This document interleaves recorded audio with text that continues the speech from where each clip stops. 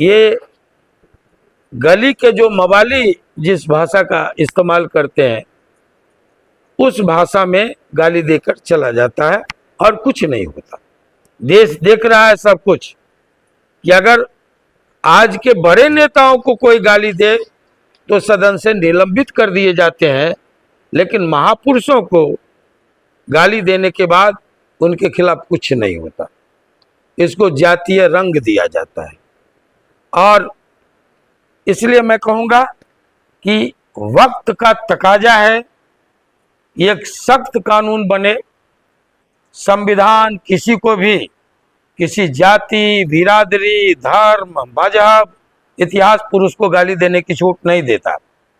जब हम संविधान का शपथ लेते हैं वैसे ही हम बंध जाते हैं कि हम अपने मन से, वचन से, कर्म से, आचरण से किसी को ठेस नहीं पहुंचाएंगे, चाहे वो किसी संप्रदाय को मानने वाला हो, किसी धर्म में विश्वास करने वाला हो, किसी जाति का हो, किसी बिरादरी का हो। लेकिन ये एक फैशन चला है कि गाली दो, समाज के ताने बाने को छिन्न भिन्न कर दो, आहत करो, नफरत की खेतीबाड़ी करो। इसके पहले भी मैं पैरोल पर आया था, बेटी की सगाई थी। मुझे याद है कि संसद में एक बलिदानी कौम को कटुआ कह करके गाली दी गई थी। तब किसी ने विरोध किया हो कि नहीं? आनंद मोहन पैरोल की शर्तों को ताक पर रख करके कि भाई अगर आप पॉलिटिकल बातों पर बयान देंगे या उसमें आप उलझते हैं तो आपका शर्त होती है कि पैरोल टूट सकता है, एक्शन हो सकता है। लेकिन हम स्वतंत्रता सेनानी परिवार से हैं। हमारे परिवार के 6 लोगों ने, आधे दर्जन लोगों ने असीम कुर्बानियां दी थी देश की स्वतंत्रता के लिए, मुल्क की आज़ादी और मुल्क में लोकतंत्र, जमहूरियत की बहाली के लिए।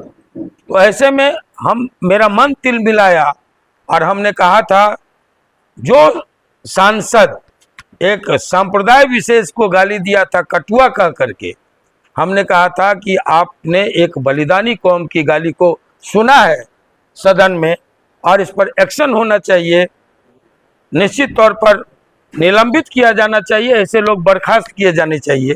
तब हमने कहा था।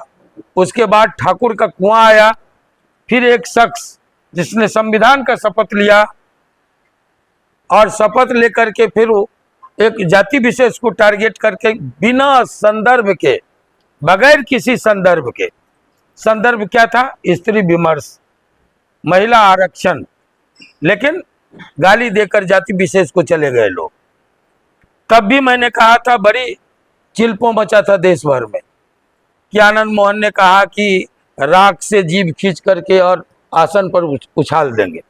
साथियों, अगर वाल्मीकि की कविता प्रतीकात्मक थी तो आनंद मोहन का ये शब्द भी मुहावरा है, राख से जीभ खींच करके उछाल देना, ये भी मुहावरा है। मैं साहित्य से जुड़ा हुआ व्यक्ति हूँ, मेरी लिखी कहानी पाठ्यक्रम में शामिल है, मेरी लिखी किताबें संसद के ग्रंथागार की शोभा बढ़ा रही है, मेरी लिखी पुस्तकें इस हिंदी जगत के मानक प्रकाशन राजकमल से प्रकाशित होते हैं।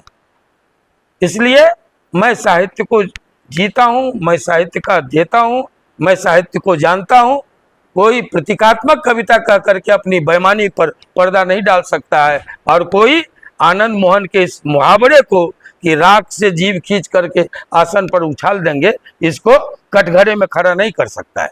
ये अस्मिता का सवाल है, ये संविधान का सवाल है। फिर आया, किसी ने राणा सांगा के इतिहास को जाने बगैर गालियां दे के चले गए कि राणा सांगा को गद्दार तक कहा। जिस बाबरनामे का उल्लेख किया जाता है, बाबरनामा बाबर ने स्वयं लिखा है। जो स्वयं लिखेगा अपना गुणगान कुछ ज्यादा कर लेगा, अपनी महिमा कुछ बढ़ा चढ़ा के बखान कर लेगा। उन्होंने क्या कहा?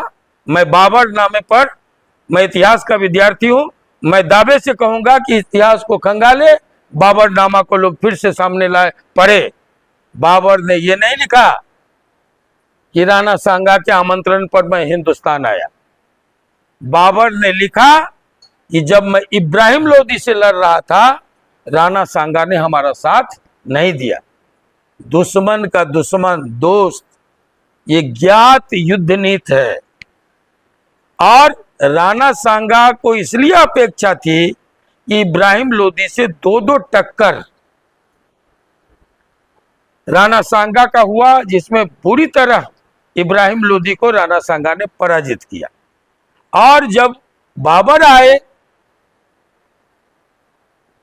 इब्राहिम लोदी से लड़ने, तो हो सकता है उनके मन में ये अपेक्षा हो कि राणा सांगा हमारी मदद करे। लेकिन मैं आपको बताऊं, आंख में आंख डाल करके उन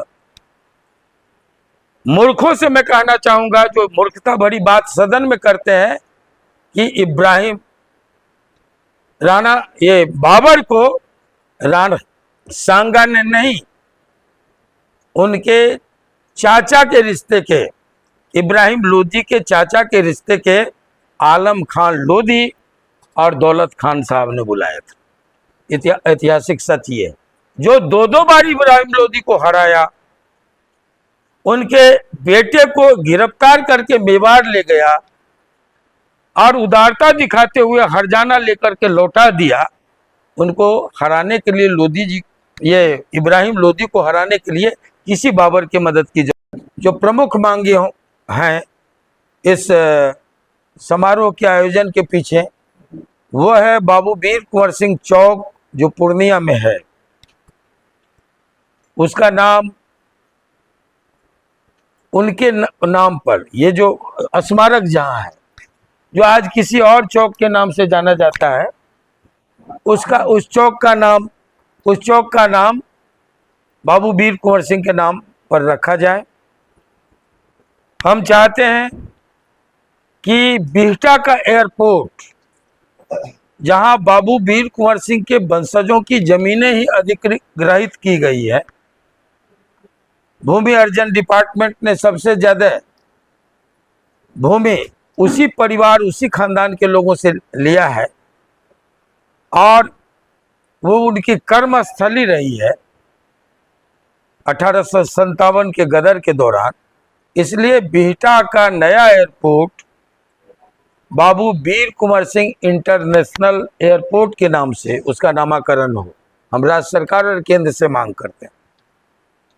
उसी के साथ साथ जैसे अन्य महापुरुषों के नाम पर पटना में स्मारक है, भवन है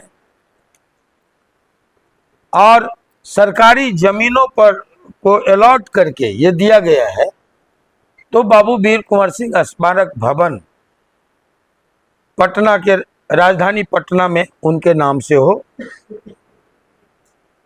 ये हमारी डिमांड है। डटा रहता है, एक हाथ, एक पांव, एक आंख गंवाने के बाद भी जो दुश्मन के छक्के छुड़ाता है, ऐसे राणा सांगा पर सवाल करना सब और उनको गद्दार कहना, ये इतिहास के साथ मजाक है, एक हमारे इतिहास पुरुष महापुरुषों के साथ का अपमान है।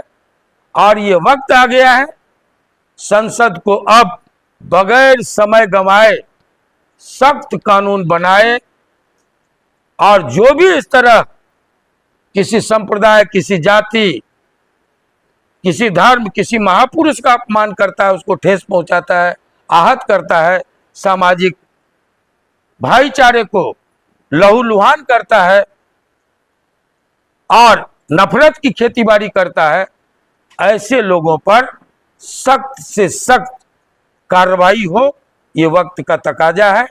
इन मांगों को लेकर हम लोग 23 अप्रैल को पूर्णिया में हजारों नहीं लाखों की संख्या में जमा होंगे और अपने आक्रोश का प्रस्फुटन प्रदर्शन करेंगे।